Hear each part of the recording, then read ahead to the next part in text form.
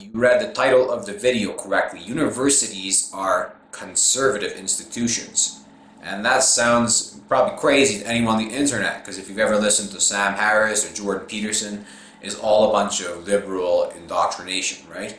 But I'm going to argue that universities function much more as a conservative institution, and the purpose of a university is to turn you into a government-worshipping cuck rather than to make you any kind of a real critical thinker. Alright? And I'm going to prove that to you, because this is one of the things people like Jordan Peterson don't do. He says they teach this, this, and this in school. Well, if he says they're teaching this and this, just show where they're teaching it. Pull up a school textbook, show a teacher saying something, right? Provide some kind of source.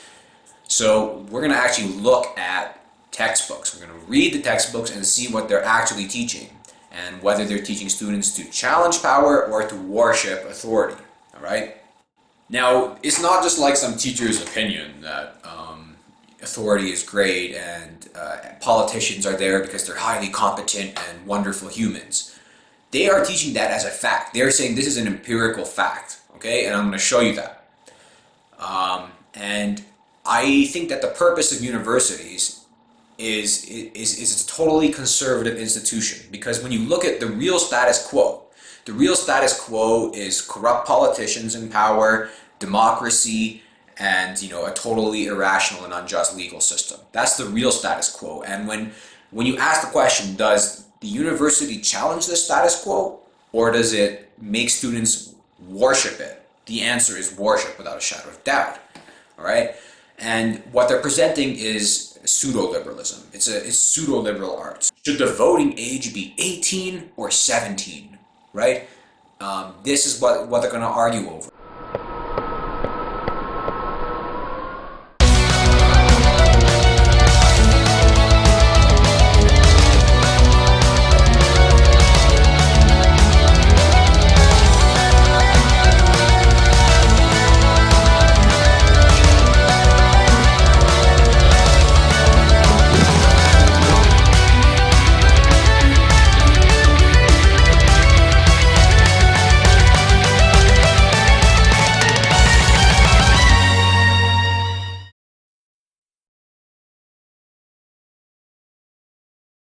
Okay, so this is a psychology textbook used to educate students throughout Canada in universities right now.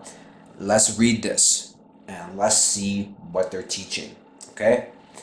One trait that has been studied in thousands of studies is leadership, the ability to direct or inspire others to achieve goals. Trait theories of leadership are theories based on the idea that some people are simply natural leaders because they possess personality characteristics that make them effective. Consider Elizabeth May, the leader of the Green Party of Canada, shown in figure 12.6. Varieties of leaders. What characteristics do you think she possessed that allowed her to function as the sole member of her political party in Parliament when she was first elected? Here's a video of Elizabeth May. Why does this government treat Alberta like a fart in the room that nobody wants to talk about or acknowledge? That is where my constituents have been at with this government for over a year. As I'm giving this speech, there's Liberal members across the aisle that are laughing at me. Yeah. And they're laughing at you. Yeah. The honourable member for Saanich Gulf Islands. Interrupt my friend in her speech, but I heard her say a word that I know is distinctly unparliamentary, and I think she may want to withdraw it. The word was F-A-R-T. Are you serious, Mr. Speaker? Like, is my colleague actually serious? I just gave an impassioned speech about supporting Alberta jobs, and that's what the leader of a political party stands up and has to say? No, I don't withdraw it. Decorum is important and respect is important in this place. I remind those who are now heckling me that you are breaking the rules of this place when you do so. I'm going to go with toxic narcissism and immaturity. In this picture here, they got Stephen Harper. Stephen Harper is in this picture of our varieties of leaders. Okay, so, well, they haven't said necessarily that the characteristics are good things yet, so let's read a bit more.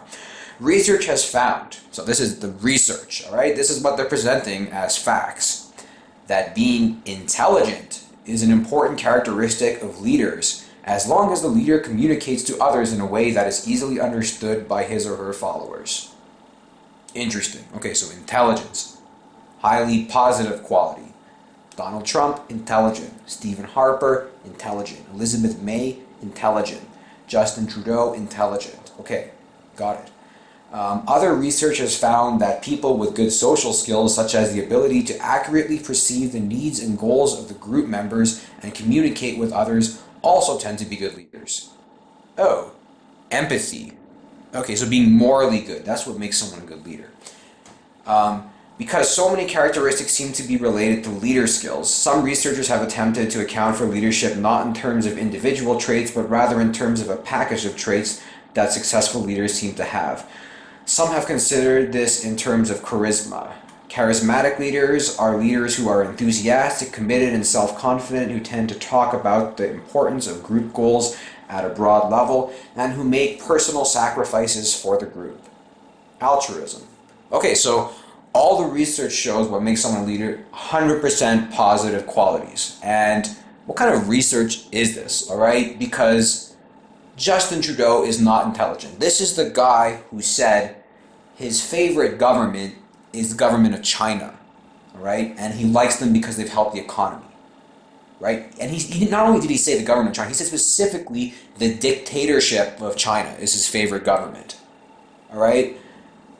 That is not intelligent, because if you're a liberal leader, you're going to have so much outrage and protest over making such a stupid statement. And it's just such a dumb statement too, all right? How can you like a dictatorship? And it's not just like, I mean, some dictatorships are probably fine, right? But this is a bad dictatorship, right? This is a dictatorship with no human rights, with unbelievable amounts of human rights abuses, all right?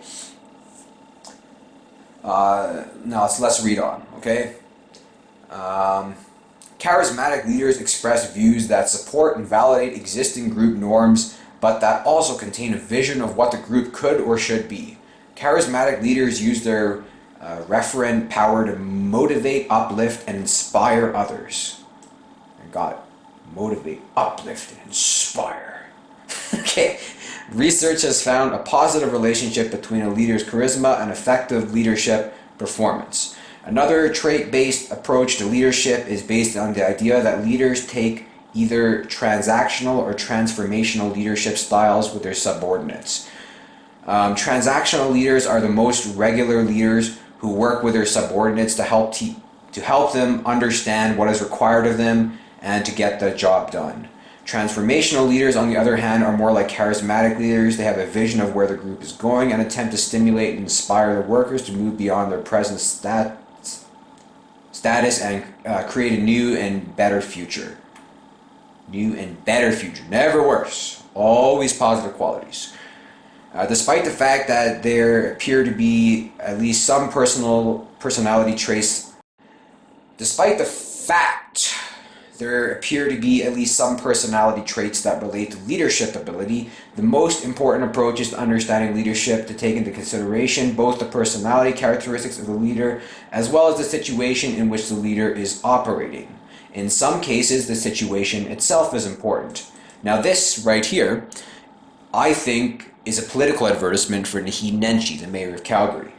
And I mean, call me a conspiracy theorist, but I suspect, and maybe a 20-30% chance, but it wouldn't surprise me at all if Naheed Nenshi paid to have the textbook sales, okay?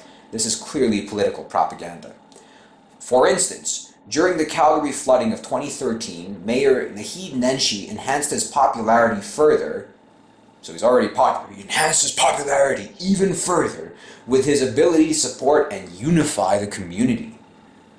Unify the community. And ensure that the Calgary Stampede went ahead as planned despite severe damage to the fairgrounds and arenas.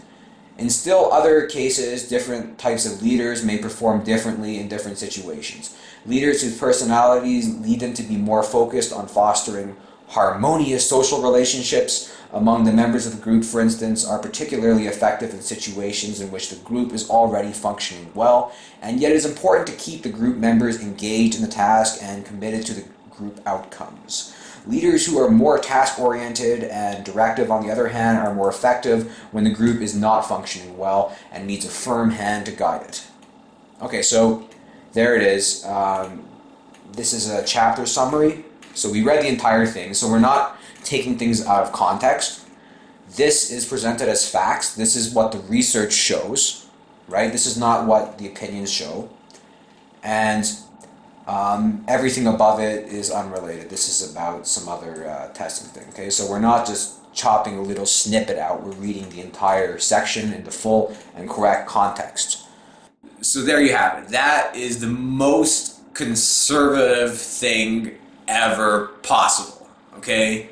They might as well have just said, pray to the government. Worship authority. Do not challenge anyone in power. They're there because they're highly competent and awesome people. Hierarchy is good. The reason people are at the top of the hierarchy is because they're smart, they're charismatic, they have good empathy and understanding, right? This is literally what they're teaching, word for word, right?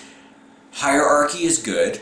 Respect the people at the top of the hierarchy, right? That is the most right-wing crap ever, right?